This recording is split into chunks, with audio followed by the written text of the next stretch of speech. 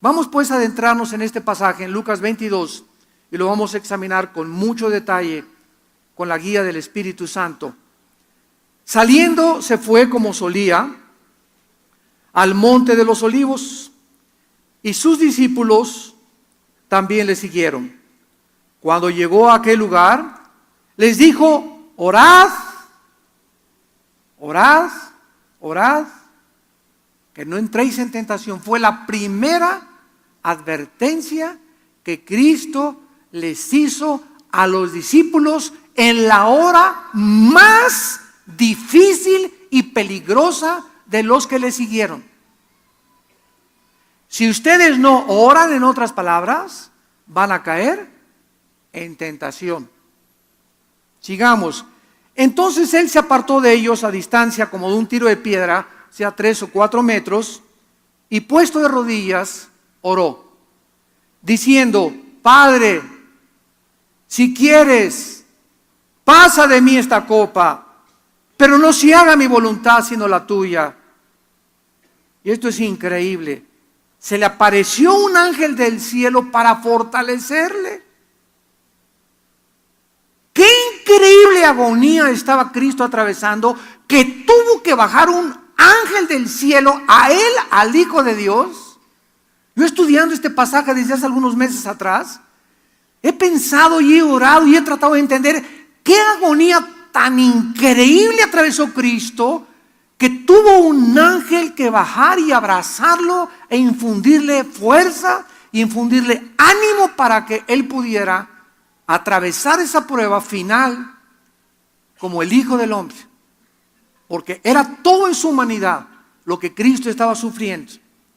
Y estando en agonía, versículo 44, oraba más intensamente. O sea, comenzó abajo a orar, subió y más presión y más presión. Y mientras más presión oraba Jesús, dice la Biblia, más intensamente oraba. Y era su sudor. Llegó esto al grado que grandes gotas de sangre salieron a la tierra.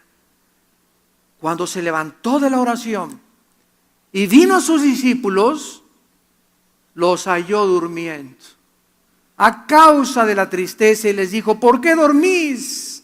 Levantaos y orad para que no entréis en tentación.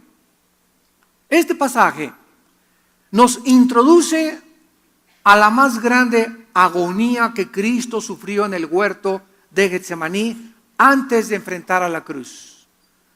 Es interesante que la palabra Getsemaní significa en el griego aceite prensado. O sea, era un lugar donde estaba lleno, ¿verdad?, de olivos, y donde los cortaban, y ustedes saben que cuando se prensan los olivos comienza a salir ese aceite que en el Antiguo Testamento era el símbolo del Espíritu Santo. Jesús entonces, en Marcos capítulo 14, versículo 32 y 33, Marcos 14, 32 y 33, vinieron a un lugar que se llama Getsemaní y dijo a los discípulos: vean ustedes quiénes fueron los que le acompañaron a Getsemaní. Los 3 discípulos más cercanos a Jesús, los que estuvieron con él en el monte de la transfiguración, y los que en todas las experiencias espirituales más profundas le acompañaron. Les dijo: siéntense aquí entre tanto que yo oro, versículo 33, y tomó consigo a Pedro, a Jacobo y a Juan, y comenzó a entristecerse y a angustiarse, y les dijo: mi alma está muy triste hasta la muerte, quédense aquí y velen. Jesús, pues, al entrar a Getsemaní, como el Hijo de Dios, sabía perfectamente bien en qué minuto, en qué día, en qué mes y en qué año iba a morir. Es el único ser humano, Jesús, que sabía perfectamente bien el futuro en este sentido. Cuando él le dijo a los discípulos: vayan por favor a la ciudad y van a ver a un hombre con un cántaro de agua, y él va a entrar a una casa entren a esa casa y díganle, dice el Señor, que le prepares en el piso de arriba un aposento para la última cena. Jesús sabía que en tal hora una persona con un cántaro de agua iba a estar en ese lugar, y sin que conociera la persona a Cristo dentro de la casa, Jesús sabía que no iba a remilgar y que iba a prestar su casa para que él tuviera la última cena. Todo lo que Jesús tuvo era prestado. Nunca fue dueño de nada. Se acostaba en el campo. La única túnica que era propiedad de Jesús era la que le arrebataron los soldados y la repartieron en 4 partes, echando suertes por ella. Pero Jesús estaba al control absolutamente de todo. Sabía qué iba a pasar en este momento, qué iba a pasar después. Como le dijo a Natanael, Natanael, te conozco y que eres un verdadero hombre de Dios. Y sabía, veía a la gente de Jesucristo y sabía el corazón de esa persona, sabía perfectamente bien el destino de esa persona. Y cuando escogió a los discípulos, él sabía quién era Pedro, quién era Mateo, quién era Lucas, etcétera, etcétera. Y también sabía, cuando tuvo a Judas Iscariote enfrente de él, sabía que ese hombre era el diablo en persona. Jesús sabía absolutamente todo. Entonces Jesucristo toma a estos 3 discípulos a que oren con él y a que velen y le acompañen por la pesadísima carga que tenía en su alma, porque sabía lo que le esperaba horas después, a pesar de que también sabía que iba a ser resucitado a los 3 días. Esta era también la prueba más grande, repito, que los discípulos enfrentaron y ellos no lo sabían. ¿Sabes tú acaso la prueba que vas a pasar hoy en la tarde? ¿Sabes las pruebas que te esperan el día de mañana? ¿Sabes la prueba que vas a pasar con tus hijos dentro de 2 o 3 meses? ¿Sabemos lo que vamos a pasar en México dentro de 6 meses? ¿Sabemos qué va a pasar con tu matrimonio en los próximos 8 meses? Ninguno de nosotros somos dioses. No sabemos lo que nos depara hoy en la tarde. No sabemos lo que nos depara saliendo aquí de este edificio. Por lo tanto, es importante que sepamos que como no sabemos lo que nos está esperando, necesitamos estar preparados con toda la armadura de Dios, llenos en la mañana, fortaleciéndonos en oración, para que cuando venga esa prueba con tu hijo, esa prueba con tu esposo, esa prueba con tu esposa, en tu trabajo, el despido de tu trabajo, la falta de empleo, etcétera, etcétera, no importa la prueba que pasemos, estemos preparados y no desmayemos y no caigamos al suelo y no nos amarguemos y no le echemos la culpa al pastor, a la esposa, al hijo, al gobierno, etcétera, etcétera. Y de esta manera podemos continuar caminando y Dios nos ve que seguimos caminando. Vino la prueba y nos pegó la cachetada, y vino la otra prueba y nos tambaleó, pero no nos tumbó al suelo, y seguimos caminando porque nuestra fortaleza viene de la comunión que tuvimos con Dios, que tenemos con Dios todos los días en oración. Cuando Dios ve este caminar tuyo en la vida, que sigues manteniéndote, porque por fe oramos. ¿Qué es la fe? Saber que Dios me escucha y que después de orar 15, 20, media hora, 1 hora con Él, va a haber algo sobrenatural que la mente no puede comprender, que me va a infundir un valor que yo no tengo para seguir viviendo. Cuando Dios ve eso, dice en Isaías 40:31, los que esperan en Jehová.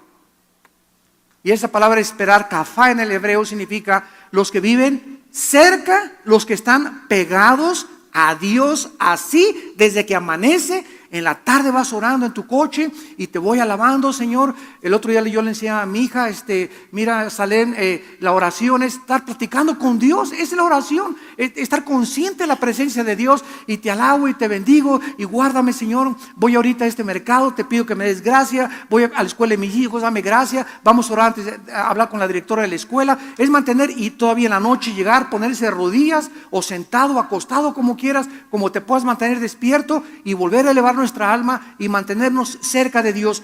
Esas personas tendrán nuevas fuerzas.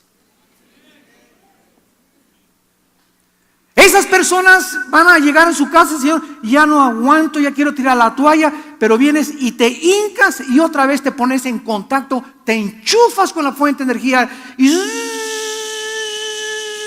entra otra vez una fuerza sobrenatural a nuestra vida y te levantas pero girito como el gallito, a ver que se me avienta el gallo giro.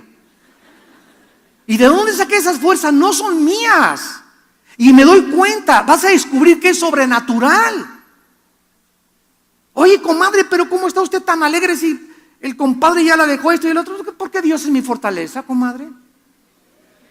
Y comenzamos a buscar, ¿verdad? Y se nos muere un ser querido y claro que le lloramos porque es necesario que lloremos y que volquemos nuestro corazón y que nunca nos guardemos los sentimientos. Pero pasa 1 o 2 meses y es una mezcla de gozo, de saber que ya nuestro ser querido está en el cielo, con la tristeza también, pero tenemos que seguir viviendo y esas fuerzas para seguir viviendo nos las da Dios. De otra forma vas a estar vestida de negro 6 años. Jesús sabía pues la grande prueba que venía sobre sus hombres, sobre sus discípulos. Y Él les dijo, velen y oren, porque sabía Jesús que solo de rodillas iban a poder pasar la prueba. Dice el versículo 41 de Lucas 22, nuestro pasaje. Vamos a comenzar a examinarlo. En el capítulo 40, cuando llegó a aquel lugar, al huerto de Getsemaní, lo primero que le pidió a los discípulos fue, oren. ¿Por qué? Porque ellos lo sabían, pero viene sobre ustedes una grande tentación. Y quiero decirte que mientras nosotros nos mantengamos en oración en las mañanas y busquemos el reino de Dios, primeramente en la mañana, y le entreguemos lo primero en nuestro tiempo a Dios, las tentaciones, como dice el chiste, ¿verdad? Que estaba Pepito y le tocaron la puerta. Y dijo Pepito, ¿quién es? Y le contestaron, Doña Tentación te toca la puerta. Y Pepito dijo, ¿verdad? Si yo voy y le abro la puerta, me voy con ella. Jesús, ve y abre la puerta, por favor.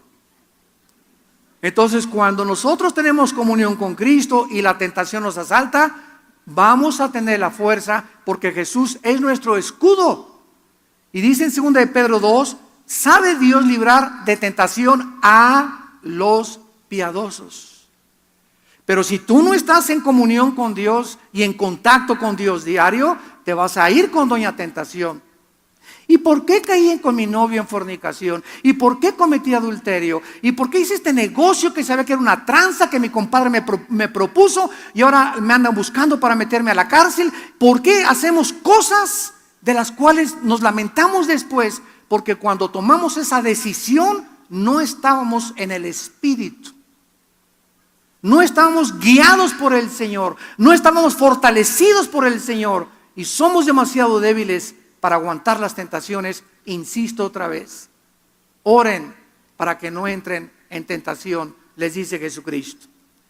Se apartó de ellos como una distancia, un tiro de piedra, y Jesús comienza en ese momento a darse cuenta que en esa prueba que tenía él enfrente necesitaba no hablarle a doña doctora Corazón, ni al psicólogo, ni al psiquiatra, ni a la mamá, ni al papá. Tenemos que entender que en los momentos que estamos nosotros enfrentando pruebas en la vida, necesitamos estar a solas con nuestro Padre. Jesús sabía que necesitaba un lugar apartado, el huerto de Getsemaní, silencio, uno que otro pajarito, porque él necesitaba estar a solas con su Padre y esperaba que sus discípulos lo reforzaran, ayudándolo, porque cuando 2 o 3 se juntan, es mucho más fuerte la oración.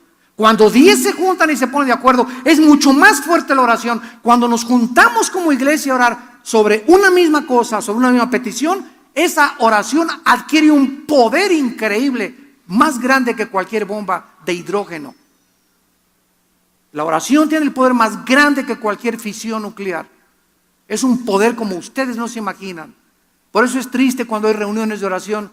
El pastor Carmona aquí invita, creo que el primer domingo de cada mes, hay reunión de oración. Vienen 10, 15, 20 y 30 personas. Cuando tú descubras que si tú vienes a reunión de oración y traes a tu hijo, oren por mi hijo, por favor, oren por mi esposo. Dios ve que vienes con fe, creyendo que aquí Dios te va a contestar y tu oración es contestada. Simplemente porque la oración del justo puede mucho.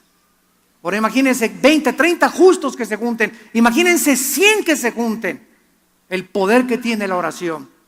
Cristo entonces, dice el versículo de 42, comienza diciéndole, Padre, Padre. Se dirige a Dios como su Padre. En un amor como cuando llegas con Dios, un amor en dependencia y en confianza con Él. En Romanos 8:15 dice la Biblia que no hemos recibido el espíritu de esclavitud para estar otra vez en temor, sino que hemos recibido el espíritu de adopción, por lo cual clamamos, Abba Padre, papito lindo. Así llegas a orar con Dios. Tienes esa confianza con tu Padre, papito. Oh, papito lindo. Tal vez no tuviste papá. Tal vez no conociste a ninguna persona que tuviera ese amor paternal o amor maternal. Pero cuando descubrimos a Dios que es nuestro papito, la palabra Abba en el hebreo significa papito. Papito, aquí estoy. Ya no aguanto a Chencho. Oh Señor, ya no sé qué hacer con mi hija, papito. Ya no sé qué hacer con mi esposo. Ya no sé qué hacer con mis papás. Ya no sé qué hacer con lo del trabajo. Papi, acá me acaban de despedir, papito, vengo a ti. Tú tienes confianza, Señor, tengo confianza, tú eres mi esperanza, mi escudo. Tú sabes y estás consciente que me acaban de correr. Viste que me acaban de correr hace 4 horas de trabajo. Y no tengo trabajo, pero yo confío en ti, papito. Oh Dios, dame tu paz. Solo quiero tu paz para poder atravesar mientras viene tu trabajo, saber que estás conmigo. Porque si sé que estás conmigo, todo lo podré que me fortalecerás. Y eso es lo que necesitamos para enfrentar las pruebas, a papito. Porque Jesús es nuestro ejemplo. Jesús dice en Hebreos 2 que es nuestro hermano mayor. Papi, le dice Cristo a su Padre, se encontraba en una agonía indescriptible, la cual solo podía ser mitigada, apaciguada y calmada por su Padre. ¿Qué dice 1 Pedro 5:7? Echando toda nuestra ansiedad sobre de Él, porque Él tiene cuidado de nosotros. Yo les contaba el otro día que acaban de descubrir en la clínica Mayo en Rochester, el hospital Hopkins en Estados Unidos, los mejores hospitales de Europa, acaban de llegar a un acuerdo todos los científicos del mundo, y para que lleguen a acuerdos como el que llegaron son muy pocos realmente, porque hay mucha diversidad en la psiquiatría, en la psicología, en la genética, etcétera, etcétera, pero llegaron a un acuerdo todos los científicos del mundo en decir que la causa que produce el 90% de las enfermedades físicas, mentales y espirituales, el origen del 90% de las enfermedades se encuentra en el estrés. En el estrés, el famoso estrés. ¿Qué es el estrés? Es un estado de ansiedad. No te aguanto ni contigo mismo. Es un estado de envidia. Es un estado de odio. Es un estado de rencor. Es un estado que, ay, se me apareció Juanita, y esa reacción que tiene dentro de ti te estresa. Ese estrés, esa fuerza negativa es la que produce el 90% de tus problemas físicos, mentales y espirituales. Qué increíble que en la Biblia hace 2000 años, cuando hace 5 años, 10 años lo acaban de descubrir, Jesús dice, les ordeno, Filipenses 4:6, que por nada estén afanados. Es una orden del cielo. Por nada estés estresado. Por nada permitas que alguien te robe tu paz. Mi paz les dejo. Manténganse en estado de tranquilidad interior, de serenidad. Yo estoy cuidando de tu vida, de tus hijos, de tu empleo, de tu buey, de tu asno, de tu trabajo, de la escuela, etcétera, etcétera. Yo estoy al control de todas las cosas. Tú mantente en paz, porque si pierdes esta paz y comienzas con la ansiedad, y esto y el otro, y mi problema, y en la noche, y vas y fumas, y prendes el cigarro, y como león enjaulado comienzas ahí en tu cuarto a caminar, ¿sabes una cosa? Que no vas a hacer regresar a tu hijo, no vas a arreglar tu problema, no vas a encontrar trabajo de todas maneras así, y además de eso te vas a acabar enfermando. Qué increíble, ¿verdad? Qué razonamiento más absurdo creer que mi estado de preocupación va a arreglar las cosas. Mi estado de preocupación no va a arreglar nada porque no soy Dios. Yo no puedo cambiar la vida de mis hijos, no puedo cambiar la vida de mi esposo, no puedo cambiar la vida de mi esposa, yo no puedo hacer que me den un trabajo a fuerzas. Estoy completamente dependiendo en mi Padre Celestial, en el soberano creador, en el Shaddai del universo. Y cuando esa confianza es depositado y hecho mi ansiedad, Padre, aquí está mi problema, yo quiero tener tu paz, no tengo trabajo, no tengo aquello. La paz de Dios que sobrepasa todo entendimiento baja del cielo y guardará mis pensamientos y mi corazón en Cristo Jesús. Y es una paz sobrenatural que sobrepasa la comprensión humana. Y te vas a encontrar, caray, no tengo trabajo, me dejó mi esposa, me pasó esto, pero yo estoy tranquilo. No necesito un tequilazo, no necesito un whiskazo, no necesito un bachichazo, no necesito un pericazo. No necesito drogas, no necesito ir con mi compadre o irme con una mujer para llorarle y esta sí me va a querer, ¿verdad? O todos son iguales, etcétera, etcétera. No, estoy con un poder que puedo vencer cualquier cosa, y es cuando sabemos que esta fe es la que vence al mundo. 1 Juan 5, 4 y 5. ¿Qué es lo que vence al mundo? Nuestra fe. ¿Qué quiero decirles? La confianza de que Dios nos ve y nos ha oído. Esa es la fe. Porque es necesario que el que se acerca a Dios en oración crea que le hay. Ya caí de rodillas, creo que Dios es Padre, que Él me va a cuidar. Y cuando Dios ve esa actitud mía de echar mi ansiedad sobre Él, Él tiene cuidado de mí. Y la respuesta de Dios es con su paz, que nos debe de guardar hasta el final del mundo. Cristo nos pone el ejemplo y nos pregunta, ¿tú también estás acostumbrado ya a echar tus cargas sobre Dios? Ahora Cristo, después de acercarse a su Padre, le hace una petición a su Padre en sumisión absoluta a su voluntad y soberanía. Versículo 42, Lucas 22. Padre, si quieres que regrese mi hijo, si quieres, me vuelvo a casar. Si quieres, que regrese Chencha. Si quieres, me darás trabajo una semana. Padre nuestro que estás en los cielos, hágase tu voluntad. Así comienza el Padre nuestro. Hágase tu voluntad. Si quieres, me puedes sanar. Si quieres, si es tu voluntad, Señor, hágase tu voluntad. Y si no quieres, yo sé por fe que tienes algo mejor para mi vida.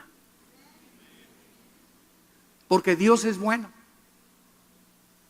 Esa es la fe, creer que Él tiene, el que no escatimó a su Hijo, dice Romanos 8, ¿cómo no nos dará todas las cosas? ¿Cómo no nos dará todas las cosas cuando nos dio a su Hijo en la cruz? Te llevaste a Jorge, tienes algo mejor, tienes un panquecito mejor que el menso este.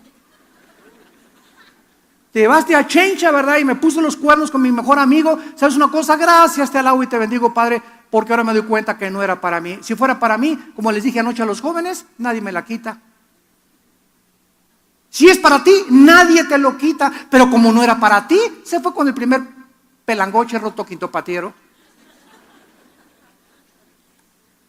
Ese trabajo no era para ti. Si hubiera sido para ti, se hubiera quedado. Ahora, si tú robaste o transaste, es otra cosa, ¿verdad? Pero si tú fuiste justo en tu trabajo y honrado en tu trabajo, y hay una injusticia y te corren por político o lo que sea, es de Dios. Y va a Dios a esperarte en la semana que te va a dar el otro trabajo o en los 15 días que vas a hacer. Y los ángeles van a estar todos, dice la Biblia que somos espectáculo al mundo y a los ángeles. 2 Corintios capítulo 4. Somos espectáculo al mundo invisible. Va a ver qué hace Carlos ahora sin el trabajo. Y los ángeles, no, va a venir el diablo. Al ratito va a regresar al alcohol. No se va a ir con otra mujer. No, pero ahí va Carlos, mira, ahí va y sigue y orando y no tiene trabajo y sigue. Y cuando Dios ve que nosotros reaccionamos con paz, con tranquilidad, con confianza en Él, no nos la acabamos lo que tiene para nosotros.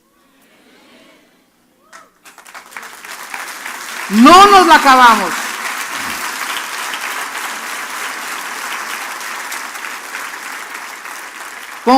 Grandes son las bendiciones que Dios tiene para aquellos que le temen y guardan su palabra. No nos imaginamos lo que Dios tiene para nosotros. Y muchos de ustedes, amados santos de Dios, todavía no reciben esas promesas, porque dice Hebreos 6 que para que esa promesa que Dios tiene para ti baje del cielo y te bendiga, necesitas la fe y la paciencia. Pero tu impaciencia, no, ya me dejó Jorge, al otro día andas con otro. Ya me dejó Chencha, andas con Lupita al otro día. Ya perdiste el trabajo, pues voy a robar. Cuando nosotros nos salimos y queremos tomar una decisión fuera de la santidad y el camino de la justicia y la verdad, vamos a recoger las consecuencias. Mantente en el camino. Sé hombre, aguántate. Dios está contigo. Hay un hombre mejor para ti, hay una mujer mejor para tu vida, hay un trabajo mejor para tu vida. Dios quiere probarte. Dios nos prueba. Mantente firme con los ojos puestos en Jesús, el autor y consumador de nuestra fe. No desmayes. Está firme y constante, sabiendo que la fe no es en vano. Ahora Jesús, comenzamos a interrogarnos. ¿Por qué Jesús no quería beber esa copa? Padre, si quieres, pasa de mí esta copa, pero no se haga mi voluntad, sino tu voluntad. Vamos a comenzar a interrogarnos, porque es la forma de llegar a una verdad y a una solución. ¿Acaso Jesucristo tenía temor de la cruz? Tenía temor que le clavaran una mano. Qué dolor tan increíble, insoportable. La otra mano, las espinas en su cabeza taladrándole de 4 o 5 pulgadas que se encajaron en su cráneo. Luego los pies, el uno sobre el otro, atravesados con los clavos.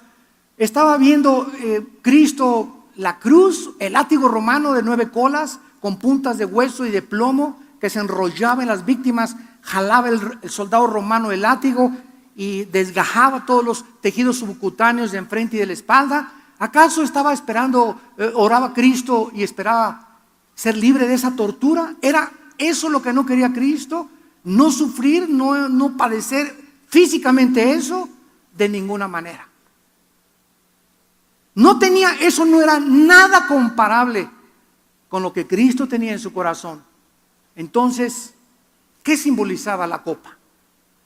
Simbolizaba que en la cruz del Calvario iba a pasar minutos o segundos misteriosos en el universo, donde el Padre, que había vivido siempre en comunión con el Hijo, en la cruz iba a haber una separación entre el Padre y entre el Hijo.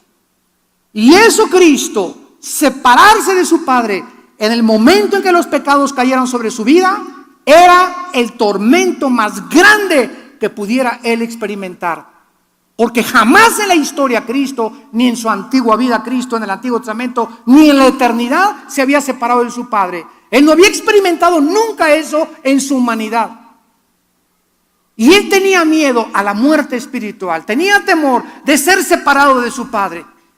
Podía aguantar todo lo demás, pero no quería separarse de su Padre, porque toda la vida estuvo con su Padre, haciendo la voluntad de su Padre, dependiendo de su Padre, en comunión con su Padre. Y en la cruz, cuando los pecados tuyos y mis pecados fueran puestos sobre su cuerpo, el Padre tenía que abandonarlo. Y él comenzaría a gritar, Elí, Elí, lama sabactani, en arameo, que significa, Padre, Padre, papito, ¿por qué me has dejado solo?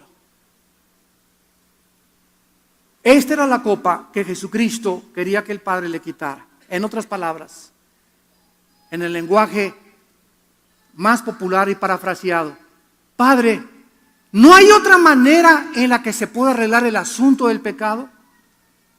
¿Por qué no les dices a todos, todas las religiones son buenas, mis chiquilines? Cada quien sigue su religión y nos vemos todos en el cielo. Papi, ¿no les puedes decir eso?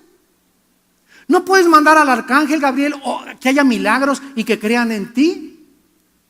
En la infinita sabiduría de Dios, en el inmenso, inmensurable conocimiento divino, no había otro camino, porque sin derramamiento de sangre, Hebreos 9:22, no hay perdón de pecados. El Hijo de Dios tenía que morir en nuestro lugar. No había otra manera en la que nuestros pecados fueran perdonados. Si hubiera habido otra manera, Dios no hubiera tenido que sufrir también, viendo a su Hijo lo que sufrió por todos nosotros. Este es precisamente lo absolutamente desconocido por la mayor parte de las religiones. Que las religiones creen que las religiones salvan a Dios. Yo soy católico, yo soy protestante, yo soy mormón, yo soy testigo de Jehová, yo soy esto. Ninguna religión salva. La salvación no se encuentra en ninguna denominación, la salvación no se encuentra en ninguna iglesia, la salvación no se encuentra en ninguna persona más que en Jesucristo, el Hijo de Dios.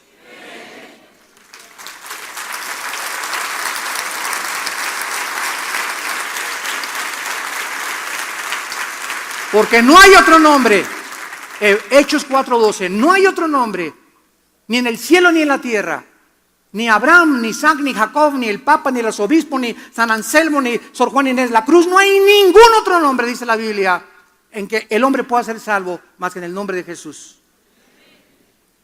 La gente no conoce la Biblia y por eso, ¿verdad?, va con un santito, va con su religión, siguen los preceptos, porque este mensaje que nos fue encargado a nosotros los cristianos de divulgar y predicar en el mundo, tú no lo estás haciendo en tu familia. Tú no lo estás haciendo con tu mejor amiga. Tú no lo estás haciendo con tu mejor amigo y te llamas cristiano. ¿Te llamas cristiana? ¿Estás seguro que si te mueres hoy en la noche te vas al cielo?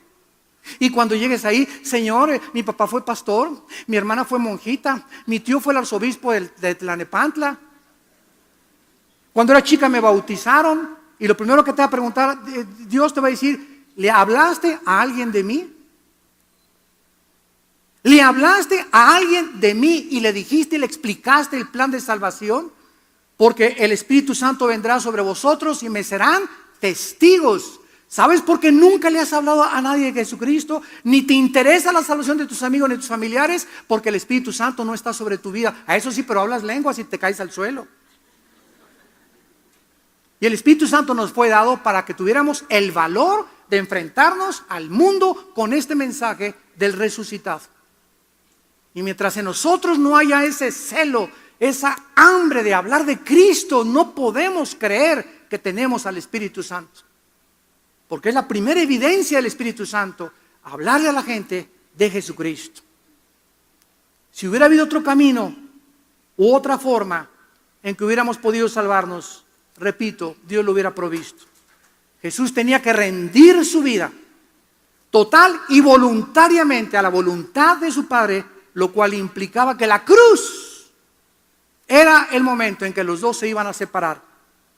Él iba a cargar con nuestros pecados. Veamos en el libro de Hebreos capítulo 2, ¿qué dice el autor de este libro acerca de la muerte de Cristo? Dice Hebreos 2, versículos del 9 al 10. Hebreos 2, 9. Pero vemos a aquel que fue hecho un poco menor que los ángeles, a Jesús, coronado de gloria y de honra a causa del padecimiento de la muerte, para que por la gracia de Dios gustase, ¿qué cosa? Pregunta, ¿la muerte física o la muerte espiritual? Dios le dijo a Adán, el día que comas de ese árbol, morirás. Adán y Eva comieron y murieron. No, vivió 930 años. Claro que su cuerpo comenzó a deteriorarse celularmente, pero no murió, como dijo Cristo, en el momento que mueras, que tomes ese fruto, morirás. La muerte que Adán experimentó en el momento que pecaron fue la muerte espiritual. La muerte física sigue a la muerte espiritual.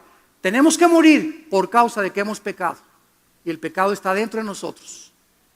Entonces Cristo iba a separarse de su Padre. Cristo iba a experimentar la separación, que es, si tú te mueres, dice la Biblia, hoy en la tarde o hoy en la noche sin Cristo, eternamente tu espíritu y tu alma y tu cuerpo vivirán separados de Dios.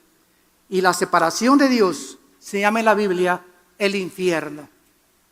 El infierno, ¿qué es? Vivir eternamente separado de Dios.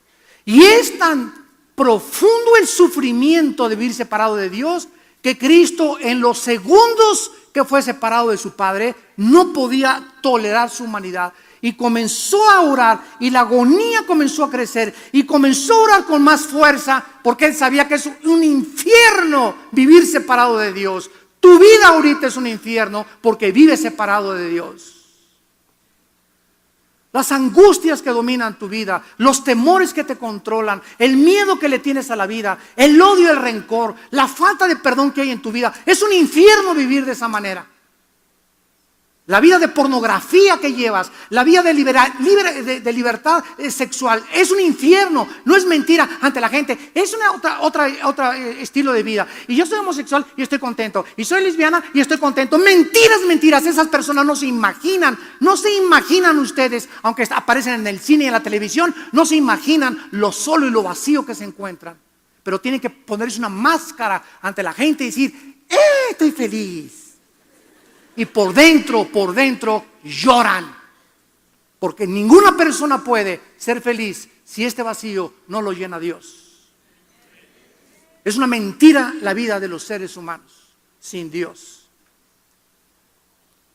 Dicen Hebreos 9 y 10, porque convenía, versículo 10, aquel por cuya causa son todas las cosas y por quien todas las cosas subsisten, que habiendo de llevar a muchos hijos a la gloria, fíjense nada más, por causa de que Dios nos quería llevar a la gloria, por causa de que quería que estuviéramos con Él, perfeccionara por aflicciones al autor de la salvación de ellos. ¿Que Cristo no era perfecto? Wait a minute, please. Un momentito. ¿Sabes una cosa? Dice en Lucas que Cristo a los 12 años crecía en sabiduría y en conocimiento. A los 12 años Cristo no tenía toda la sabiduría ni todo el conocimiento que podía tener y que tuvo a los 20, ni cuando lo tuvo a los 25, y cuando llegó al clímax a los 33 años de edad. O sea que el transcurso de la vida de Cristo fue igual que los seres humanos. Un niño de 5 años no tiene el conocimiento de un niño de 10, el de 10 no tiene el de 15, el de 15 no tiene el de 20. Así fue Cristo en su humanidad, creciendo igual. Él pudo ser sabio y Dios a los 5 años, pero Dios le plació que Él creciera como un ser humano, como tú y como yo, para que entendiéramos que Él fue un ser humano y que nos puede librar de tentaciones también. Él experimentó todo lo que los humanos hemos experimentado. Entonces Cristo, cuando llega al huerto de Getsemaní, llegó al clímax en su humanidad de la perfección humana que nosotros no vamos a alcanzar hasta la otra vida. Y en ese clímax, lo que hizo que Cristo llegara a la madurez, que es la palabra teleios, que se tradujo perfección, fueron los sufrimientos.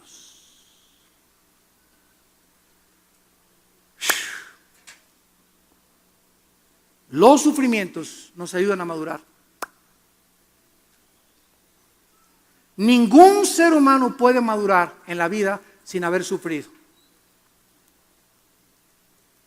Y esta es la razón por la cual muchos de niños nos vieron papá, mamá en el orfanatorio. Ahorita que estaba el pastor Carmona hablándoles del diezmo, estaban pasando aquí en la pantalla las fotos del orfanatorio, nada más que no hubo una relevancia entre lo que él decía y las fotos.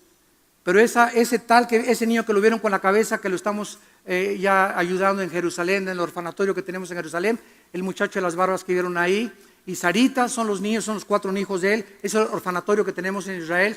Lo vamos a arreglar este video para que ustedes se den cuenta. Ese niño nació con la cabeza así grandota, se le está reduciendo. Otros niños nacen con un corazón artificial, otros nacen con el síndrome de Down.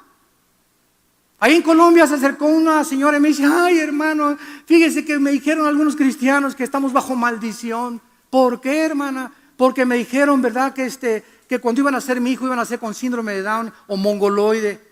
Y le dije, ¿sabe una cosa? La Biblia dice que todas las cosas ayudan para bien. Vaya y dígale a su esposa, córrale, el Señor nos ha bendecido con un niño con síndrome de Down. Pero nosotros le llamamos muchas veces maldiciones a los sufrimientos que Dios llama bendiciones. Un niño en Juan capítulo 9 nace ciego y crece ciego, y pasa Jesús un día y dice, le preguntan a los discípulos, ¿por qué nació ciego? ¿Acaso sus padres eran pecadores? ¿Por qué nació con síndrome de Down? ¿Por qué nació así? Y Jesús dijo, ni sus padres ni por el pecado, sino para que mi Padre fuera glorificado. En el nombre de Jesucristo, ve. Y le dio la vista hasta los 25 o 30 años de edad que tenía ese muchacho. El cojo, en la entrada del templo, en el libro de los Hechos, llega Pedro y Juan y se le queda mirando, y el cojo los ve y sabe que son apóstoles de Cristo y que el poder está en ellos. Y Pedro, viendo que tenía fe, le dice, no tengo oro ni plata, en el nombre de Cristo párate y anda. Ese cojo, Cristo no lo sanó. ¿Cuántas veces fue Cristo al templo y no lo sanó? Ahí lo dejó cojo, porque el tiempo de Dios era con Pedro y con Juan. No entendemos los caminos de Dios porque sus pensamientos son diferentes a los nuestros. Pero si somos hijos de Dios, todas las cosas contribuyen a nuestro bien. Y si tú tienes un hijo mongoloide y síndrome de Down, es un angelito en tu casa, porque ese tiene hasta visa ya para el cielo. Si ya no tiene, verdad, son sin pecado esos niños. Son bendiciones para los padres. Y tenemos que entender y ver la vida como la ve Dios. Dice la Biblia que entonces Cristo fue perfeccionado por las aflicciones. Y regresamos a Lucas 22. Y dice el versículo 43. Y entonces se le apareció un ángel del cielo para fortalecerle. Es increíble que la palabra agonía, aquí vamos a entender más profundamente esto. La palabra agonía es la palabra griega agonía, así es en el griego también. ¿Y saben lo que significa la palabra agonía? Significa combate, lucha, contienda intensa. Vamos a ver, y estando en agonía, vamos a traducirlo, y estando luchando Jesús, estando en una contienda, estando en el ring, estando en una pelea, ya casi para punto de morir, mientras él estaba en eso, oraba más intensamente. Pregunta, ¿contra quién peleaba Cristo? Les dije que teníamos que profundizar este pasaje. Si la palabra agonía significa lucha y contienda intensa, Cristo estaba librando en Getsemaní una lucha, una pelea. ¿Contra quién? Pregunta, yo me lo hice.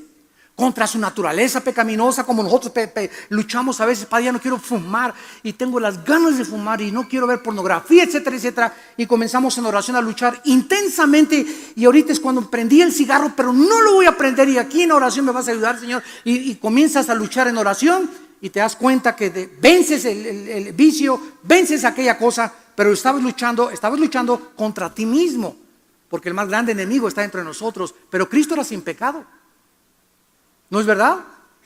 Entonces Cristo no podía estar luchando contra su antigua naturaleza. Cristo estaba luchando espiritualmente. Ahí en Getsemaní estaba el diablo, púchale, ra. Los demonios, los principados, los potestades, los gobernadores de las tinieblas rodearon el huerto de Getsemaní y después, posteriormente, la cruz del Calvario. Y era una presión así en la que los demonios se le acercaron y comenzaron a atormentarlo en su humanidad mentalmente para que él tirara la toalla, para que desistiera, para que abandonara la lucha, para que ya no siga siendo cristiano, para que ya no vayas a la iglesia. Es una presión que tenemos mental nosotros. No sé si tú lo has experimentado. Yo casi días antes de mis conferencias, antes de llegar a Colombia, cuando llegué, pisé Colombia y me llevaron al hotel esa noche, no podía dormir. Yo sabía una presión mental y voces, te vas a morir, te van a hacer esto y por aquí, por allá.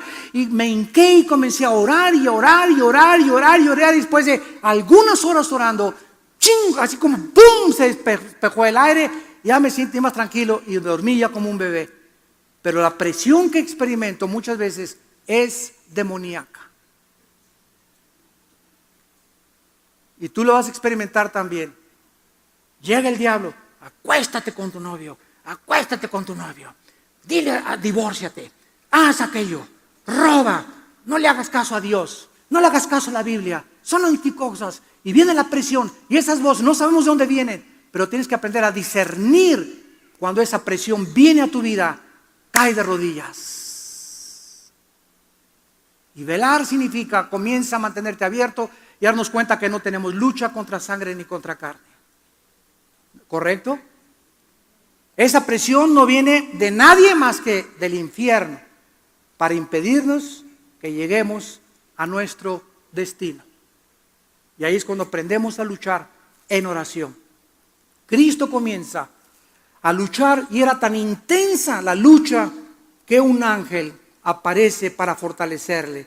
La palabra fortalecer, enischuo en el griego.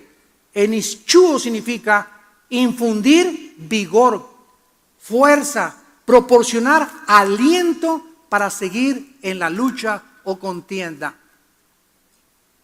Muchos de ustedes han visto esas peleas ahora que ya no son peleas de box, ¿verdad? Ahora es la UFC en inglés, que ahora ya usan unos guantes chiquitos, descalzos, y se va el taekwondo y karate y box y lucha y a tumbarse y en el suelo hasta que se sangren, hasta que el referee los separe. Son a 3 rounds de 5 minutos cada uno. Hay otros de 5 minutos los campeonatos. Ya, ¿verdad? El box ya solamente Pinocho ahora boxea, ¿verdad? Ahora ya es como gladiadores así, que haya sangre porque la gente quiere ver más y más y más sangre, más contienda, más lucha.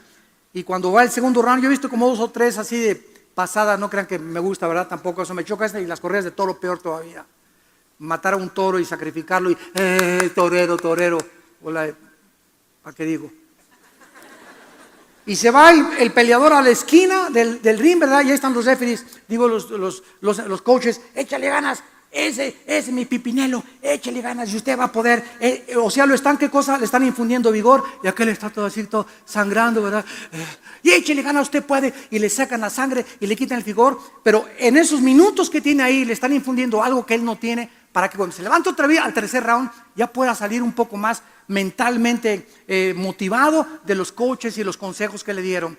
Pues en ese momento Cristo, se aparece el ángel. Y sabemos, lo único que podemos saber, ¿verdad? Es que imaginarnos a este ángel, y así me lo imagino, abrazando fuertemente a Jesús y diciéndole: Jesús, tú eres el Rey de Reyes, el Señor de Señores, tu Padre está contigo. Todos estamos esperando este momento en el cielo, infundiéndole ánimo y valor en su naturaleza para que Él siguiera adelante, para que un ángel haya tenido que bajar a fortalecer al Hijo de Dios. Podemos imaginarnos la agonía que Cristo estaba atravesando, que posteriormente le comienza a salir sangre por la piel.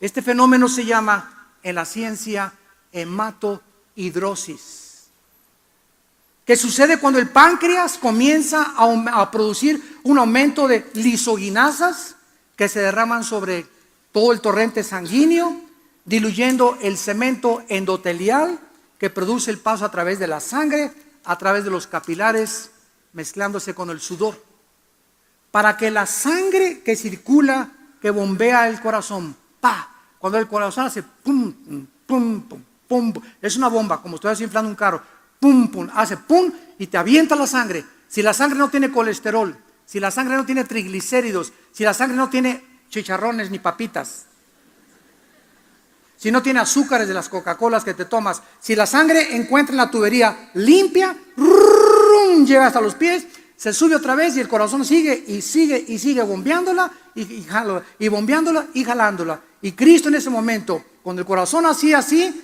ya la sangre no podía regresar, se tenía que salir, tenía que romper las capilaridades y la piel de la presión del corazón de Jesús en esos momentos. Dice en Hebreos capítulo 12, dándonos a nosotros el ejemplo de Jesús, versículo 3: considerad aquel que sufrió tal contradicción de pecadores contra sí mismo, para que vuestro ánimo no se canse hasta desmayar, porque aún, dice la Biblia, ninguno de nosotros hemos resistido hasta la sangre. ¿Cuándo fue la última vez que luchaste de veras de rodillas? No quiero y no voy a regresar con Jorge y no voy a regresar con Carmelita y no voy a hacer esto y no voy a robar y Dios dame las fuerzas y está fuerte la tentación y está fuerte la tentación. ¿Cuántas veces has pasado, has luchado, has agonizado en oración, luchando contra el pecado? No levanten la mano, pero tenemos que entender que ahí está la victoria de rodillas. No hay otra forma, de rodillas. No hay otro camino más fácil. No hay que recibe la unción, recibe la unción, recibe la unción. Eso es verdad, es brincarte el camino largo a la santidad. Es unción marucha. Instantáneamente ya quiero tener el poder, instantáneamente quiero recibir esto, instantáneamente. Así es como ha apostatado y se ha diluido totalmente el mensaje de la iglesia. Ya nadie quiere vivir de rodillas, nadie quiere luchar en oración, nadie quiere agonizar en oración. Quieren, dame una palabra profética, dame esto, dame aquello, algo rápido que no tenga yo que luchar en oración ni hacer ningún sacrificio. Esta es la cristiandad liviana que estamos viviendo, hechos de mermelada McCormick. Hemos abandonado totalmente el camino de Dios, el camino que nos dejó Jesucristo. Entonces vemos que comienza a orar Cristo. Regresamos a Hebreos y dice la Biblia, entonces comenzó a orar intensamente. Su sudor era como grandes gotas de sangre. Y aquí podemos ver claramente algunas palabras que nos pueden describir con profundidad lo que estaba atravesando Jesucristo. Física, mental y espiritualmente. Mental y emocionalmente. Cristo estaba experimentando ahí la dureza y la incredulidad de la gente. Qué increíble dureza del corazón. El rechazo de su propio pueblo al cual fue enviado. La maldad de los falsos líderes religiosos que por envidia le entregaron los judíos, los gentiles y los civiles, la traición de Judas, el abandono de sus discípulos, la negación del apóstol Pedro que vino después, la injusticia de los 6 juicios que se llevaron a cabo, 3 con el Sanedrín y 3 con Roma, el ridículo, la burla y el desprecio del odio de sus enemigos, la ira de su padre que iba a venir sobre él. Todas estas cosas mentalmente Cristo sabía que las tenía que atravesar, y la experiencia de su muerte física y espiritual como el Hijo de Dios. Él había dicho que Él era la vida. Dice Juan 1, en Él estaba la vida y la vida era la luz de los hombres. Nada de lo que fue hecho sin Él. Y Él que era la vida, el autor de la vida, nosotros le íbamos a quitar la vida para que nosotros fuéramos llevados a la gloria con el Padre. Si Cristo no hubiera llevado nuestros pecados, no hubiéramos podido nosotros entrar a la gloria. Y finalmente, Cristo experimenta la separación de su Padre y la debilidad de sus discípulos. Dice Lucas 22, se levantó en oración. Escuchen esto. Después de esa agonía, de esa lucha intensa de rodillas, de esa contienda en el mundo espiritual que Cristo hubo en Getsemaní, venció. Cuando Cristo se levanta de orar,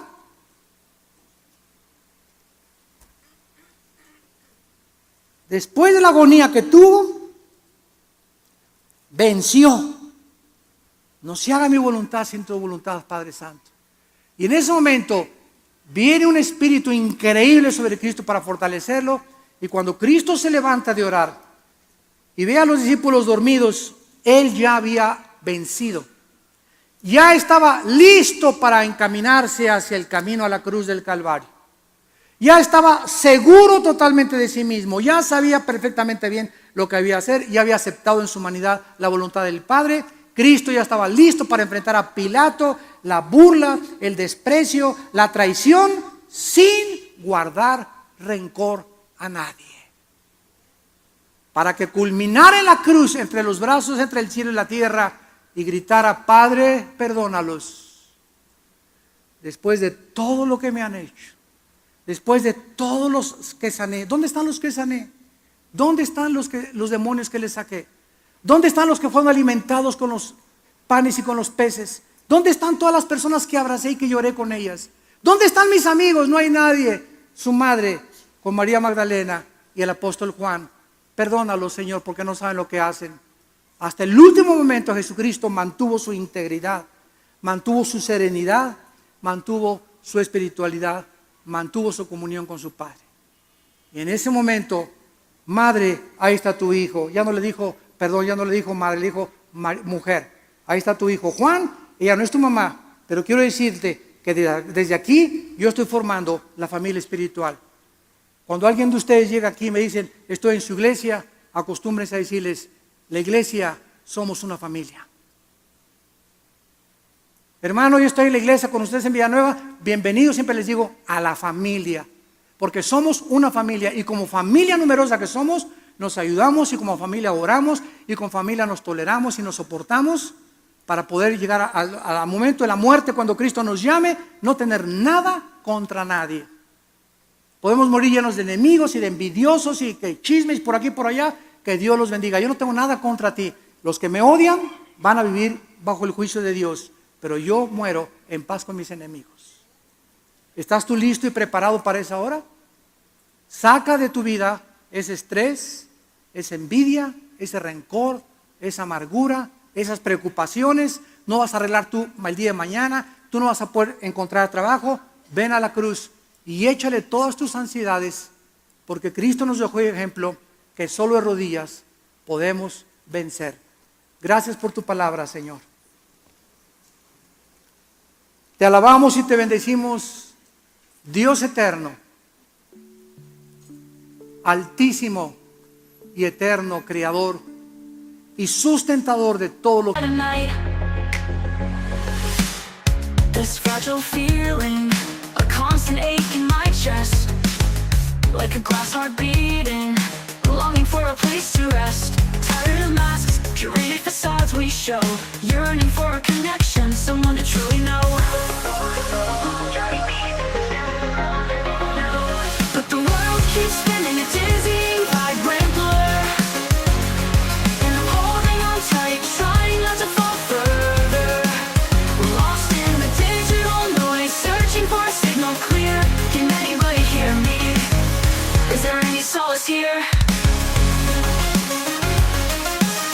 Swiping through the emptiness, a kaleidoscope of lies, empty promises and filtered skies. Is this what it means to be alive in this digital age? Trapped in the reflection of our own self-made cage.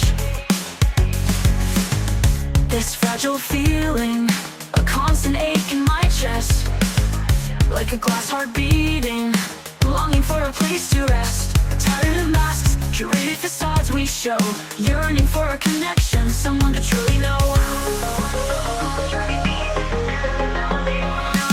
But the world keeps spinning, a dizzying, vibrant blur, and I'm holding on tight, trying not to fall further. Lost in the digital noise, searching for a signal clear. Can anybody hear me? Is there any solace here? Maybe the solace is within my own reflection, finding the strength to shatter this digital deception, to embrace the cracks, the flaws, the beauty unforeseen.